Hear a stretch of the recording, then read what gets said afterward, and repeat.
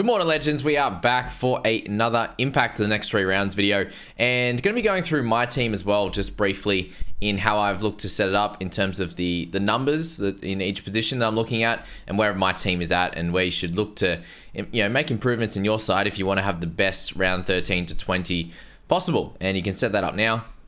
And really just outside of injuries is what you'd have to make changes for in that certain position that you've got your plan set and you're in a good spot. So let's firstly go through a few teams and then we'll have a look at my squad there. So the Tigers over the next 3, the green guys is the mid tier, the blue is the easiest tier, and then the red is the hardest tier over the next 3 weeks. And I've got the Tigers there up against the Dogs, Knights and Dolphins. They're all sort of middle of the road teams, so I'm going to put them in that mid tier, and Dogs away I think is a pretty tough matchup for them, although it's going to be better than playing the Broncos and obviously the Panthers as well. So I'm pretty excited by that of Lockie Galvin, of Bateman.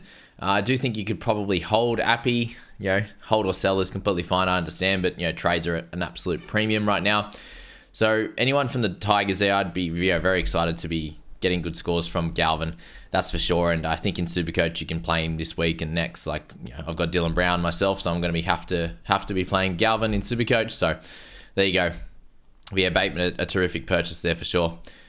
Titans on their side of the ball, we've got Storm, Cowboys, Knights. I think that's fairly tough, probably a little bit harder than that of the Tigers there. And especially, the good thing with the Titans are playing a little bit better. So if you are looking for guys in these squads, it's those middle forwards. The Jollifs are going to work really well. AJ Brimson, another, obviously nice selection. I do think Dave Fafita is going to work really well down the right-hand side defense of the Storm. So, there's that. Obviously, Tanner Boyd's playing a little bit better footy as well. But this one's going to be a nice, tough outing for the Titans, and hopefully they can play pretty well and do a good job. So, that's the first 2 there. For the Dolphins, guys, they come up against the Cowboys, Eagles, and the Tigers. So, still fairly middle-of-the-road run, 2 away games there. And they're playing good footy at the moment. So, I definitely expect that they're going to be able to keep up in the fight against the Cowboys. I wonder if the Cowboys are going to bring the same intensity as last week. If they do, they could definitely put up a bit of a score on the Dolphins, and maybe that hurts the outside backs, Trey Fullers and the like. But I do suspect that there's still some points on offer for the Dolphins here. So either way, probably another 20-odd to 20-odd type of scoreline for sure. And then the Eagles, they're likely to be missing DC and Olaquatu for that one, so that helps. Into the Tigers away, obviously the Wars and the Raiders following that. So Dolphins with their playing of round 13, keep that in mind. They missed 14 though. So have a plan at least for a minimum of those 2 rounds, and then you can go from there if you want. That's probably the best way for someone that doesn't want to go into the lengthy preparation for the buys. At least looking at 13 and 14 as a whole. Get 13 players for round 13, obviously in their specific positions. If you're not sure on that, ask in the comments. And then round 14, you need 17 like a normal week, with the 3 teams on a bye, which can be tough. Storm, they have a very nice run coming up, in my opinion. Obviously, Titans and Eels are the 2 winners in that for them. A little bit easier. Yes, the Titans, got a win on the weekend, but Warriors aren't playing to their best. And then Sharks at home, at least, will be a fun match. I don't think it really affects any of their players.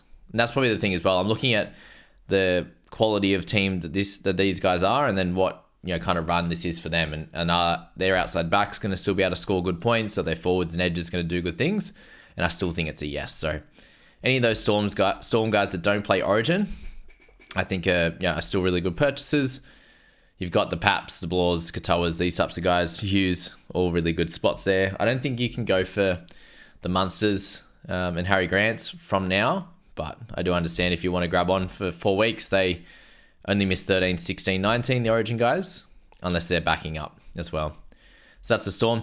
Sharkies, a middle-of-the-road run as well. Dragons, Storm into Roosters. So, Dragons at home might be a good one for them this week, depending if the Dragons bounce back or not. Storm away, Roosters at home will be pretty tough matchups. But the way they're playing at the moment, I still think that the majority of their players can still do well. You got Kale Iro, who we've got. Hines, I still think can do well base stat wise. Maybe not the full attack mode, but Iro hasn't been getting that. And Hines, to get monster scores, that's what he needs. Obviously the big point scoring games, but I think it's fine for them. Let's go to Panthers now before we have a look at my team there. Rabbitohs, Dogs, Warriors. So Warriors aren't playing their best. We'll see if they get up for that in a couple of weeks. You got Bunnies. This is a real tough one for this matchup for the Bunnies right now. So Panthers should go really well there. And then Dogs at home, like they're playing really good footy, but how they're going to go against the best in the comp away from home as well. So yeah, a nice run for Panthers, and they play round 13 and 14 as well. So a really nice run of games for them. Obviously exact same draw for that of the Sharkies, who don't have one until 16, but then they have a 20 instead of Panthers having around 19 by there.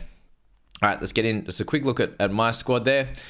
So where I'm at the moment, guys, this is my suggestions as well. You can obviously have dual position guys, but you need 2 hookers, in my opinion, to cover as many games as possible.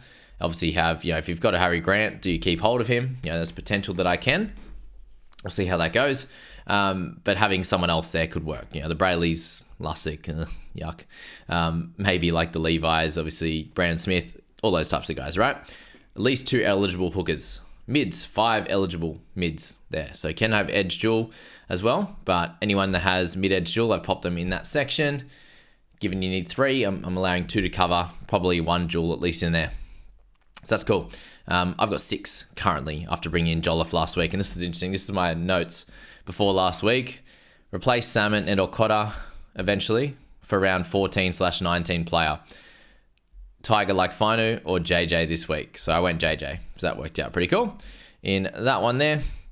So yeah, we'll be replacing Salmon and Cotter anyway. So we'll leave that there for my notes. But you can see there that, with the hooking position, I'm needing 1 for round 16 currently. Don't know if that was correct. I only need 1, don't I? Yeah, that's fine. Don't know why I've got the issue there in round 16. Who's out? Oh, Levi. Well, I've put that there because I think Levi might not make the squad that far. So, yeah, fair enough. If I do delete him this week, then I'll need cover in that one, given Grant and Lussick on a bye in 16.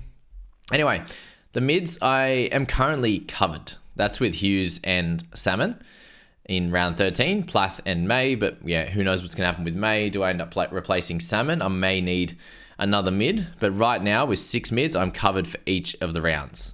From round 13 all the way through to round 20. Again, does it get all the way there? That's the question. For the edge position, you should have 3. All right, 3 edges, at least sole edges or dual. Obviously, in that front, if you've got 6 mids, you can use one of them in your edge if you need to. If that helps for your coverage. Right now, I have 4 in Blore, Crichton, KPP, and Piakura. So my notes were was not to buy any more edge players. Bateman's calling my name though, so yeah, I just wrote that in there before this video. So that's the worrying one at the moment. But he could end up being a mid from round 14 as well. So we'll see how that goes. But at this stage with those 4, I'm covered for every round. If that's how it plays out. In the half position, I currently only have 2 with Hines and Galvin. So Fogg's out. That was my notes for last week. Look to add a center or a half to cover because Strange can come up. Right, but in that situation right now, I only have 1. If Hines doesn't play Origin as well, so this is a position I need some help with. Round 13, 16, and also 20. I'm in a bit of strife with just Hines and Galvin. That's if he doesn't play Origin as well. Strange can obviously come up into the halves position and cover, which is helpful. I can also bring Max Plath down there in certain weeks into the halves as well, so that helps out. But I do suggest getting 1 more half in my team will be the right play to help cover, and then I can call on Strange or I can call on Plath if I need to. So yeah, 1 more at least for halves that are sole halves, or I'm going to use them in that half position and don't need them in other spots. For the centers, that obviously means I've currently got 2 that are sole centers there, or where I'm using them, and I need 3. So likely 1 more, whether that means Kiraz goes up to centers and I buy another 2 wing fullbacks, because I want 5 wing fullbacks. And when I say 5, I want at least 1 or 2 with DPP, center, and wing fullback, so I can cover between the 2. So I want 8 players at least that can cover center and wing fullback, and I think that'll get me through, because at the moment there's a few dead spots in the center position as well. 4 weeks where I'm 1 short, and then with 4 current wing fullbacks, I have 2 spots in round 17 and round 19 with a dead spot where I'm missing 1. So that's currently with 6 players that are eligible for both. If I had 2 more players eligible for wing fullback and or center, that would remove a lot of these highlights and I would be in a good spot. So that's currently where I'm at. So if I count them all up, just make sure I've got it right. 6, 8, 12, 18, 21. So yes, my full squad at the moment.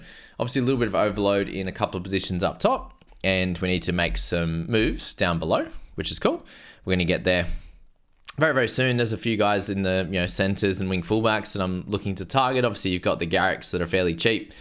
The Armstrongs, Atkinsons, these types of guys in that cheaper zone as well.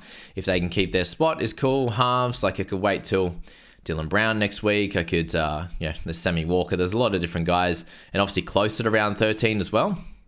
There's some options there, but whether it means I get a mid and Plath comes down, do I look for a Dane Gagai in the centres, which I'm very, very high on right now, and I'm looking to try and even get him this week with the Knights' pretty solid run. So there you go.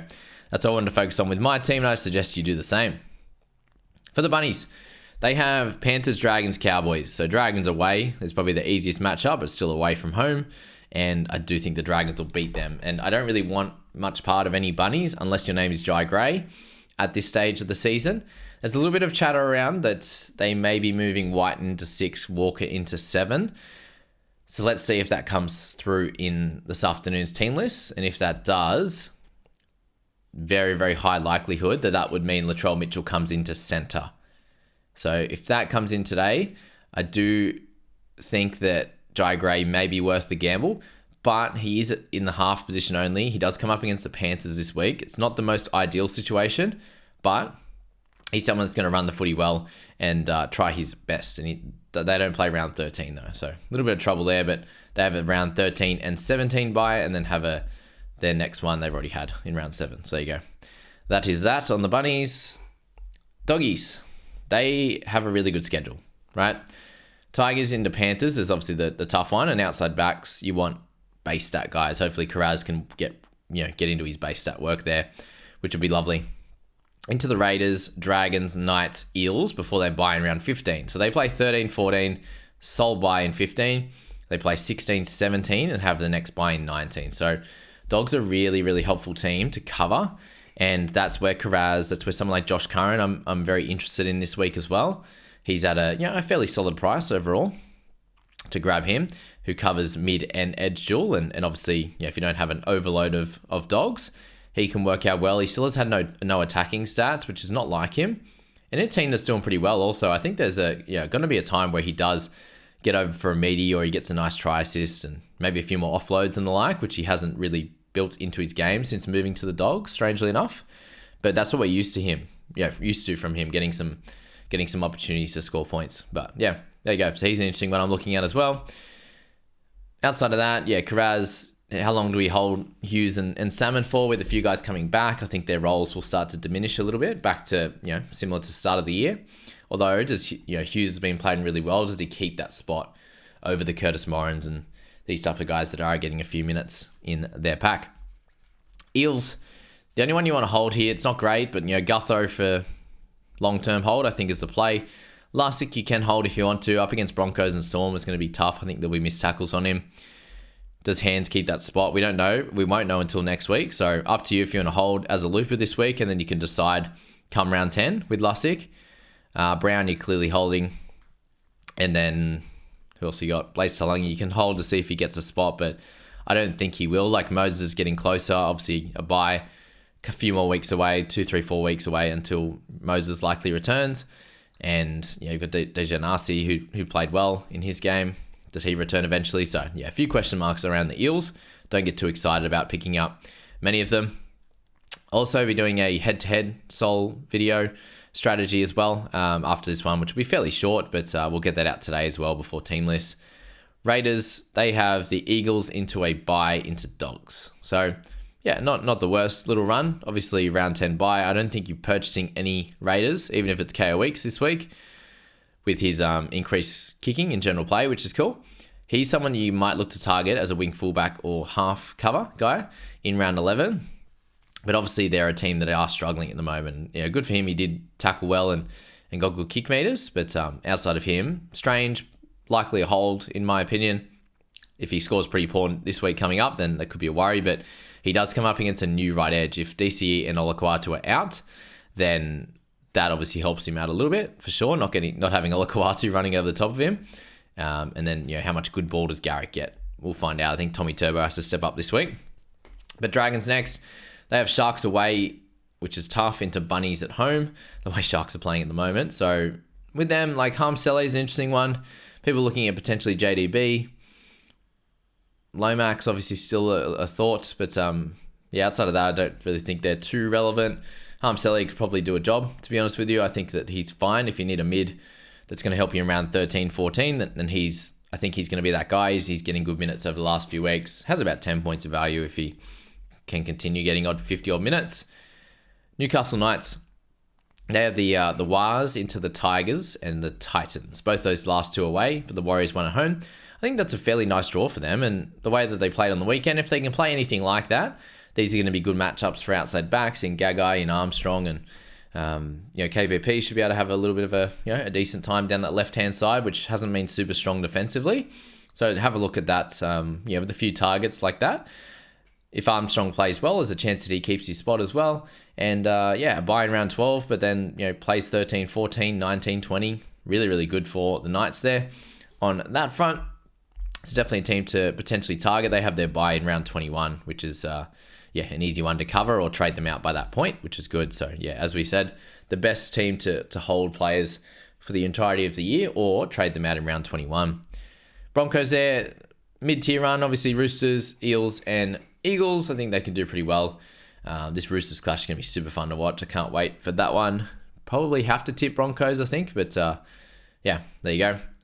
Any of their players are fine, but obviously a lot of them are origin related type of buyers where they're going to miss at least 13, 16, 19, potentially resting. So, Walshies, do you have a lot of wing fullbacks that you can use to cover? Are you trading him in for 4 weeks and moving him on? That's what you need to ask with those guys. Carrigan, you're holding, I think, until round 13 or close to it. You can make decisions from there. Pika as well, just hold at the moment. Seagulls, they've got the Raiders, Dolphins, and the Broncos. So, fairly solid kind of little run over the next 2 weeks, in my opinion. But they do have, it looks like it's going to be Olakwatu and DC out if they don't fight it. I'm not sure if they have or not, but we'll find out over the next day, I'd imagine.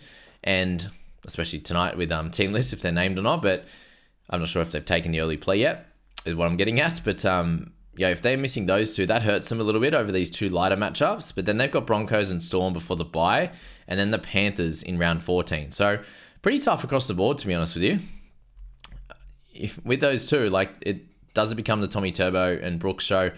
Can they do really well? Who's going to replace DCE? Who's going to replace Olakwatu? They've obviously got some injuries at the moment. Schuster's not going to play.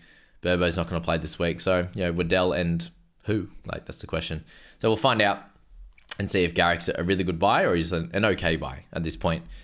Warriors, they've got Knights, Roosters, and Panthers. So, after this week against the Knights, it gets a little bit tough with the Roosters away, Panthers at home. So, not super excited about buying any of their players right now. I think if you've got SJ, it's a clear hold, at least for this week, to see how he's going. But some people are looking at maybe SJ to Hines, SJ to Cleary. I just don't like that because, SJ you're going to want to hold longer term. And odd Physio made a good point that, he's less worried about him resting at this point of the season now that they've been losing games, which is completely fair. I agree with that. So, that's a good one with SJ, and they're scoring good. He's still scoring well, which is great. Okay. Last two guys before my voice goes out still. Roosters, they come up against the Broncos, the Warriors, and the Sharks away. So, Broncos and Sharks away, Warriors at home. Very, very tough matchups for them, but if they play anything like they did on the weekend, I don't think the matchups are going to matter too much. They're just not going to put on 60 points. It might be, 20-odd to 20-odd, that kind of scenario. Sorry, guys. It is dying out. Walker, potentially a buy this week. All right, that'll be better. Walker, potentially a buy this week. You've got, see what's going to happen with Watson and Terrell May. Do you hold or sell? He's got a few big matchups coming up with big packs. Do they need to keep Terrell on there for longer? Which I think is fair. Against Broncos, you probably want some big bodies out there, which they've got, Hargraves and Collins and all these guys to cover that. So then I don't think it's a big problem for him. It's just where the minutes come, especially if Radley's coming back. It's just hard to see the minutes there for him. Teddy, I think you can hold, but they're playing a little bit of a different type of game at the moment. So a few things to think about. Let's have a look at team list and go from there. And then Cowboys to finish. They have a fairly nice run over the next few weeks. Dolphins at home, Rabbitohs at home, and Titans away in the round 10, and then Rabbitohs in round 11. That's Titans is down the road too. So Yeah, quick flight, not a problem, these type of games for the Cowboys. And if you have any of their out there attacking players, I think it's good signs. Yeah, I've got Holmes, and if you've got Drinkwater and these types of guys, they're going to be really good. Obviously, Chester's a sell. I think Vitalea is probably going to get named, and I wouldn't be going anywhere near him the way that he's played in fantasy scoring anyway. But yeah, like we've got potentially Lukey coming back, so have a look at Finafuaki. There's a few things going on there. Not too many are clear buys other than probably Drinkwater. Cotter's a hold. Nanai you could jump on, but he's going to play Origin, so there's all those factors to think about at this point. But anyway, that's this video, guys. Sorry for the coughing in there. I'm going to leave it in there just for the authenticity and the laziness of it all. But thank you so much for being in here for this one. I hope that helps with your potential buy planning, what you're looking at matchup-wise over the next few weeks. And if that helps you with your trade decisions, I hope it does. And we'll catch you in the next video where I talk about head-to-head. And then it's Teamless Tuesday this afternoon.